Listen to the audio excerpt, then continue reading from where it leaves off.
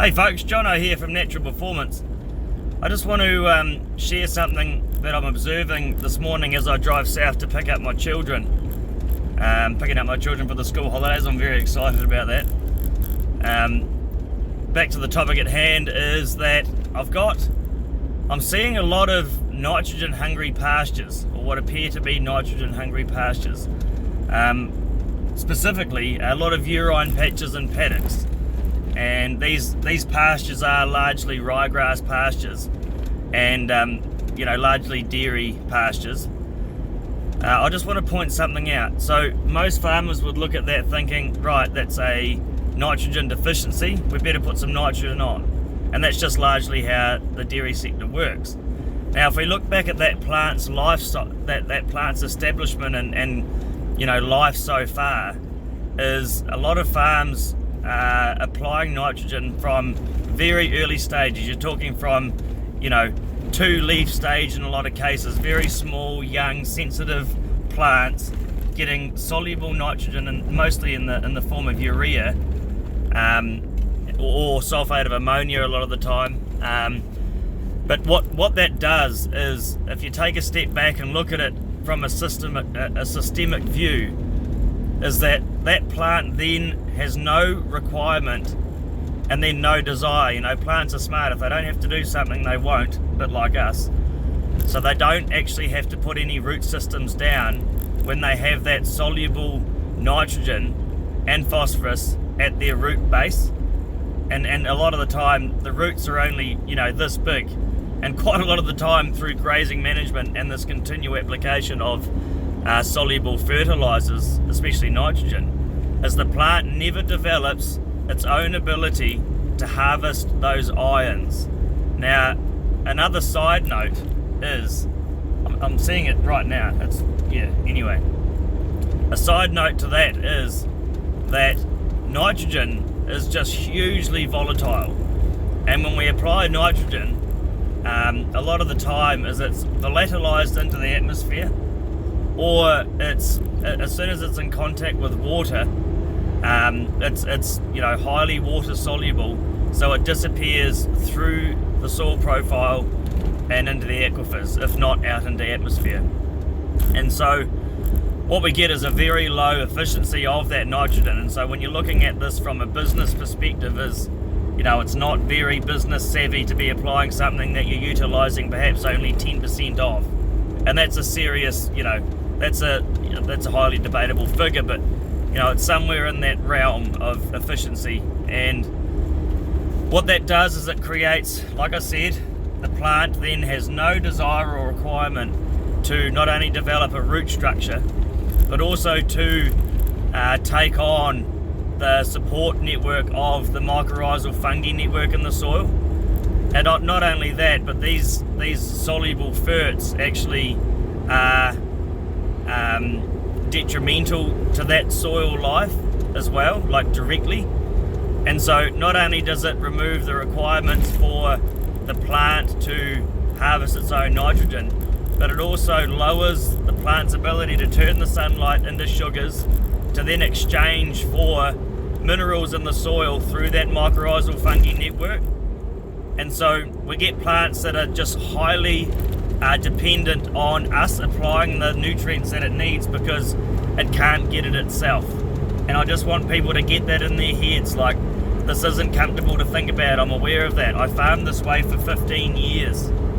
I was told to farm that way. I was taught to farm that way. And I'm not blaming anyone. I'm not pointing my finger at anyone, but it's just something I'm seeing just everywhere.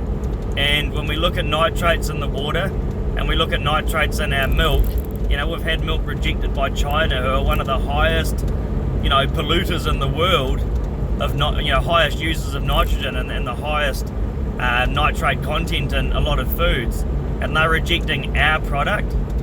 So something's got to be done here, and that's why I'm here. I want people to reach out and get the support they need to look at things differently, look at things newly. There's 60,000 tonnes of nitrogen above every hectare of soil in this country in the form of atmospheric nitrogen.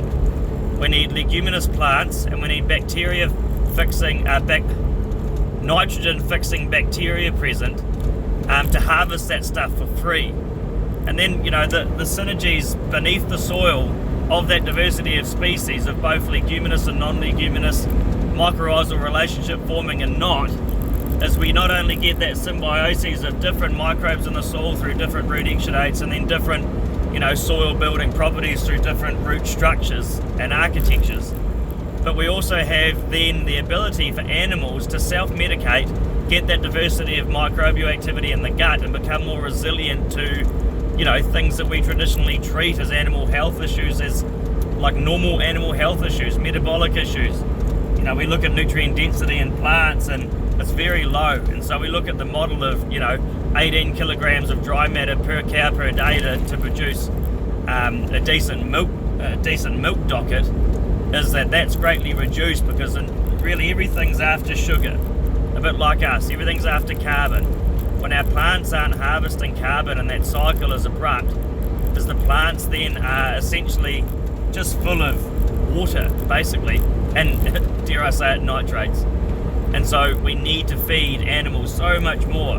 There's little things we can do. We can feed animals in the afternoon when largely plants are brixing higher. There's normally more sugar in a plant leaf surface or a plant leaf's content in the afternoon due to the higher point of the sun. In the evenings, the plants will put these sugars out through the root systems to feed biology, but during the day, as the sun comes up, the plant's a whole lot more, nutrient dense and that it's full of sugar.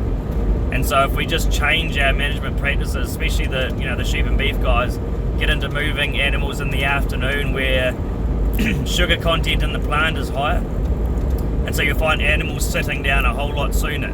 They become more content sooner, and we actually don't have to feed as much then. There's so many little tweaks a lot of the time in management. We can reduce our nutrient inputs just by, I'm comfortable saying straight away, 25%, just by adding a carbon source. So we chelate that nitrogen and that phosphorus with a carbon source, and that then has it be more stable in the soil, and that carbon also becomes a food for biology in the soil, and we get more utilization of those minerals that we're applying through next to no more cost when you look at the money you're saving and saved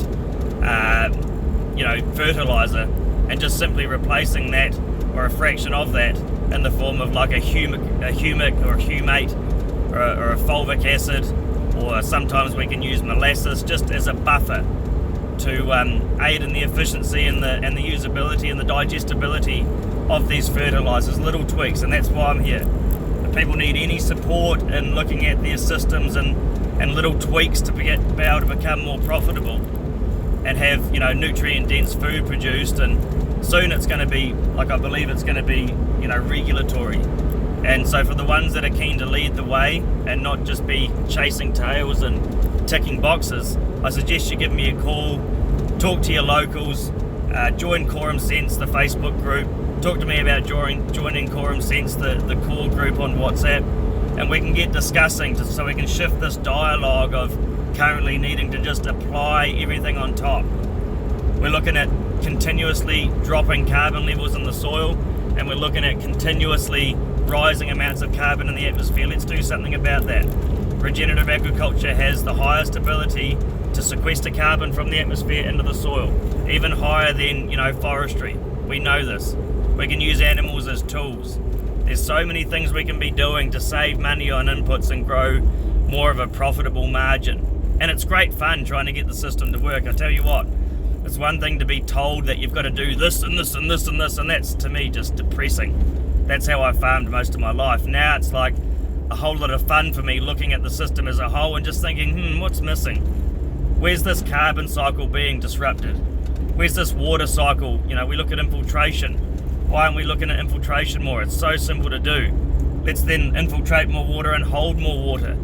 Again, give me a call if anyone needs any support in any area regarding profitability, restoring natural resources on farm, and really bringing that joy and vitality back to their operations.